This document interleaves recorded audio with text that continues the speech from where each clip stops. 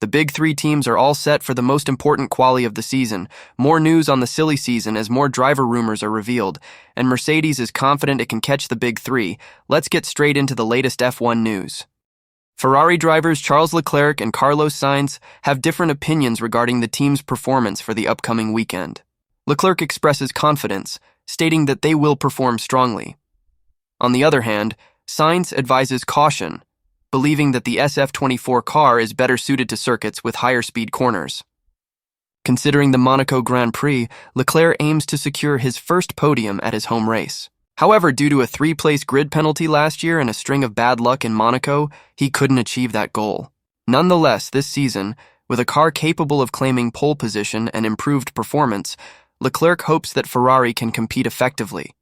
He acknowledges the uniqueness of the Monaco track, highlighting the essential nature of free practice sessions to gradually build their pace. Nevertheless, he remains optimistic about their strength and performance. Monaco holds a special significance for Leclerc, despite not being the most successful race for him thus far. He notes that the pace was always present, giving him confidence that this year would be no exception. He also mentions that the recent upgrades in Imola performed as expected, resulting in positive data feedback. Discussing the Monaco Grand Prix prospects, Leclerc points out an issue they faced in the qualifying session at Imola.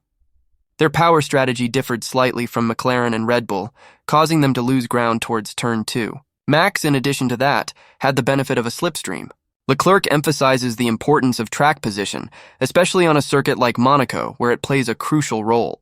Since the performance gap between Red Bull, McLaren, and themselves is minimal, Leclerc emphasizes the necessity of flawlessness to stay competitive. As for Sainz, he believes that Ferrari can match the other top teams in terms of race performance. However, he concedes that both Red Bull and McLaren seem to have an advantage in qualifying. Sainz perceives this as a hindrance for Ferrari in the race, particularly in the tight confines of Monaco. He suggests that the current Ferrari car is better suited to tracks with medium and high-speed corners, rather than the narrow and winding nature of Monte Carlo. Reflecting on the race in Imola, Sainz acknowledges Charles Leclerc's impressive pace, which allowed them to contend with their rivals. However, he highlights the need to address the qualifying discrepancy between Ferrari and other teams. Sainz emphasizes the importance of improving one-lap pace, especially on circuits where strategic options and overtaking opportunities are limited, as observed in Imola. Nevertheless, Sainz remains encouraged by their strong race performance. When discussing his expectations for Monaco, Sainz reiterates that qualifying plays a crucial role. He expects limited success due to their current car package, which he feels is more suitable for medium-high-speed tracks. Sainz concludes that they need to thoroughly analyze the data from his side of the garage to understand their performance in detail. Mercedes' technical director, James Allison, mentioned that the team made progress in reducing their gap to the front in the Imola race, improving by around a tenth or two. They also have further upgrades planned for the future. Following McLaren's victory in the Miami Grand Prix with Lando Norris driving the upgraded MCL38, Red Bull, Ferrari, Mercedes, and Aston Martin responded by introducing upgrades for the next race in Imola. Mercedes expressed their satisfaction with the small improvement they made in Imola, considering it a positive step forward. Lando Norris once again challenged Max Verstappen from Red Bull at Imola, finishing only 7/10 behind him. Ferrari secured a position just behind, while Mercedes had a comfortable P6 and P7 result. The upgrades in Imola constituted the second part of the W15's upgrade package, which began to show its effect in Miami. James Allison shared that Mercedes has closed the gap by several tenths of a second since the start of the season, with the gains in Imola accounting for around 1 or 2 tenths. During the Mercedes Imola Grand Prix debrief, Allison was asked if the upgrades performed as expected. He confirmed that the weekend's upgrades were part 2 of a process that started in the previous race, and they successfully completed that step in Imola. Assessing the effectiveness of the upgrades becomes challenging due to the ever-evolving nature of the sport. Many other teams introduced new modifications as well, such as Ferrari's upgrade in Imola and McLaren's enhancements in the previous race. Ultimately, the true measure of success is whether the upgrades enable the team to move forward on the grid. Based on the race pace observed at Imola, Mercedes took a slight step forward, which they are quite content with. Looking ahead, Mercedes plans to introduce further updates for the W15 in Monaco, Canada, and beyond, as they strive to improve their position on the grid. Allison acknowledged the significant effort put into these upgrades, with the factory operating at full capacity. Originally intended as a single upgrade package, they were divided into two parts to expedite the process. Allison admitted that it has been a challenging endeavor, and their current goal is to maintain the momentum. They have additional components, including aerodynamic parts, in the pipeline, scheduled for arrival in Monaco, followed by Canada and subsequent races. They remain committed to maximizing their resources at the factory in order to design, build, and implement upgrades that will enhance performance and propel them up the grid.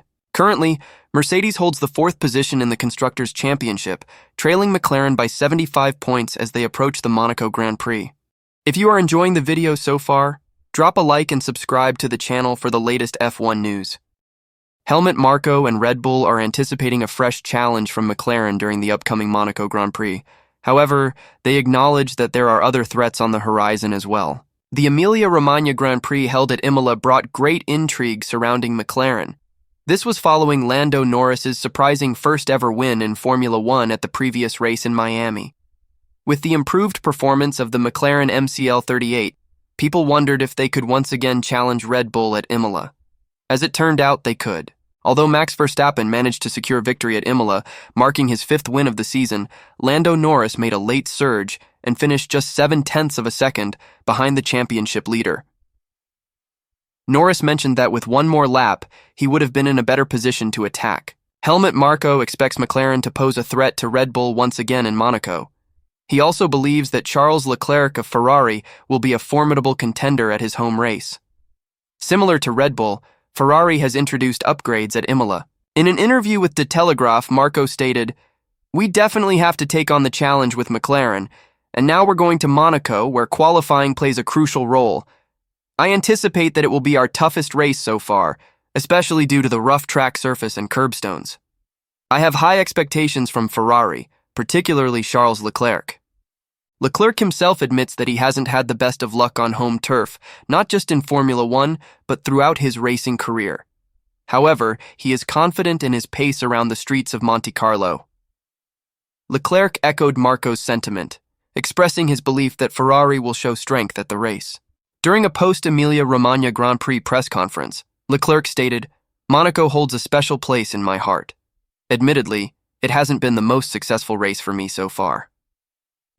However, I have always had good pace there, which gives me confidence that it will be the case again this year. Nevertheless, Monaco is a unique track that requires a different approach. We will need to build our pace step by step during practice. But I have every belief that we will be strong." It's also worth noting that these are the same roads I used to take by bus when I went to school, and now I'll be driving them in a Formula One car, so it holds extra significance for me. I'm genuinely excited about it, as Monaco is a highly challenging and special track for every driver, but even more so for me as it's my home race. In recent years, Red Bull has dominated the Monaco GPs, with Verstappen securing victories in 2021 and 2023, and Sergio Perez claiming the top spot in 2022. Mercedes team principal Toto Wolff is keen on toning down the excessive hype surrounding Kimi Antonelli, as rumors continue to circulate about a potential Formula One race seat in 2025. Since Lewis Hamilton is set to join Ferrari next season, Mercedes has an opening to fill in their future driver lineup. Speculation about who will take the spot consistently places Antonelli as a top contender. Acknowledging their own role in fueling the buzz around Antonelli, Wolff admits, "We are a little bit guilty of contributing to the hype." Antonelli, a 17-year-old Italian, skipped Formula 3 after winning the Formula Regional European Championship title. He joined the Formula 2 grid with Prima for the 2024 season, where he currently holds the 6th position in the championship, achieving his best result so far with 2 fourth-place finishes in feature races. Wolff has expressed high praise for their promising young talent, confirming Antonelli as a candidate for Hamilton's seat. Hamilton himself commented that if he were making the decision, Antonelli would be his pick for a replacement. However, in an effort to maintain a sense of composure, Wolff is calling for restraint when it comes to Antonelli. He believes it isn't right to rush the teenager's progress and admits to a certain degree of culpability in fostering the speculation.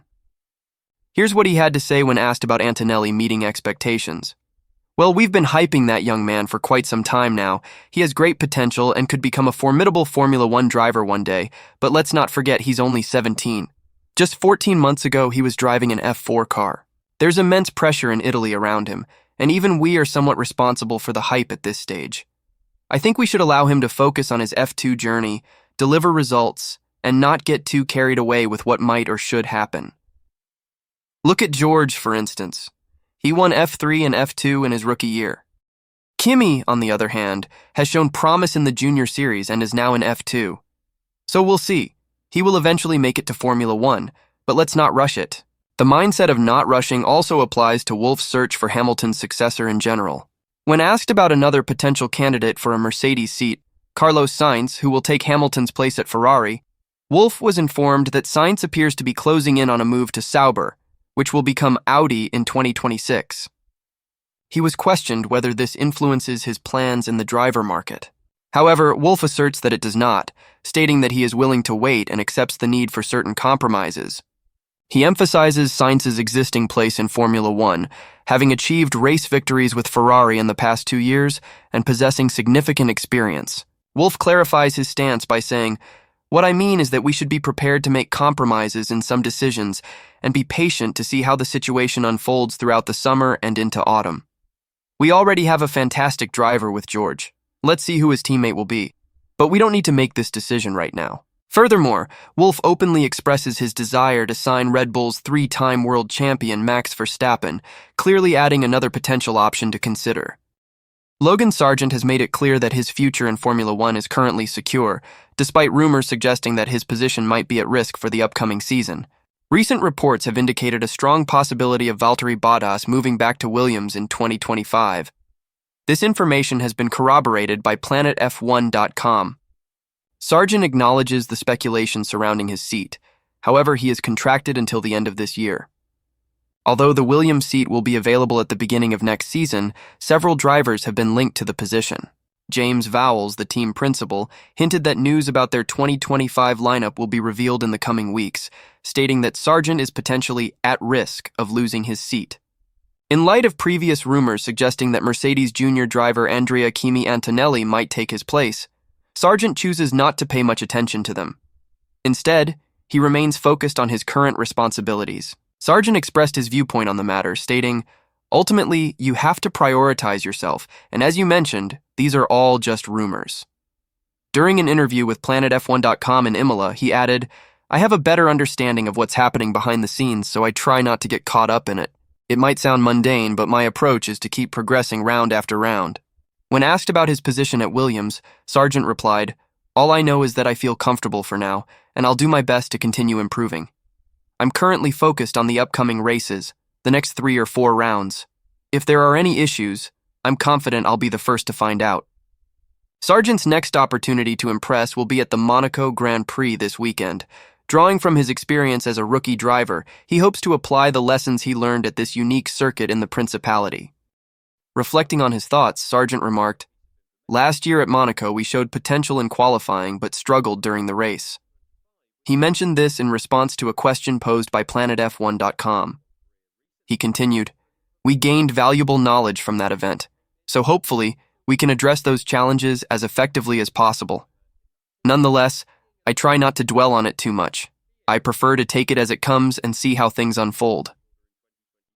Aston Martin's technical director, Dan Fallows, openly acknowledged the immense value that Adrian Newey would bring to any Formula One team when he decides to take his next career step. Fallows had a significant role in Red Bull for 15 years, rising to the position of head of aerodynamics in 2014. During that period, he had the privilege of working closely with Newey. Before the 2022 season, Fallows joined Aston Martin. Recent reports suggest that Aston Martin, Ferrari, and Williams are vying to secure Newey's services for the upcoming season. Fallows praised his former boss, emphasizing how much he learned from him, and expressed keen interest in watching Newey's next move. According to Fallows, Adrian possesses extensive experience from an era when designers had the opportunity to be involved in various aspects of car development. He highlighted Newey's holistic understanding of the car as a whole and emphasized the importance of each component fitting seamlessly into the overall structure. Fallows suggested that observing Newey's future endeavors would be intriguing. Some have suggested that Newey might take a well-deserved break, which Fallows believes would be justified.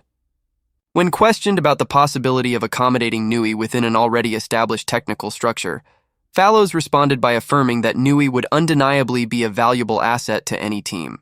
Newey's departure from Red Bull will be official in the first quarter of 2025. Before leaving, he will finalize the RB17 hypercar project, which incorporates several groundbreaking Formula One innovations of his own. From that point onward, Newey will be a free agent. Regarding his own future, Newey disclosed that retirement is not something he envisions. He has held a lifelong passion for motor racing and design since he was a young child. Conversations with Bernie Ecclestone, the former F1 Supremo, and Roger Penske, a legendary U.S. team owner, have influenced his decision-making. At an event for Oyster Yachts, Newey expressed his unwavering love for his work, stating that every day is a bonus. While acknowledging his weariness at present, he anticipates taking a break but fully expects to continue pursuing his passion. Thanks for watching the video. Now watch this video next on the latest F1 news.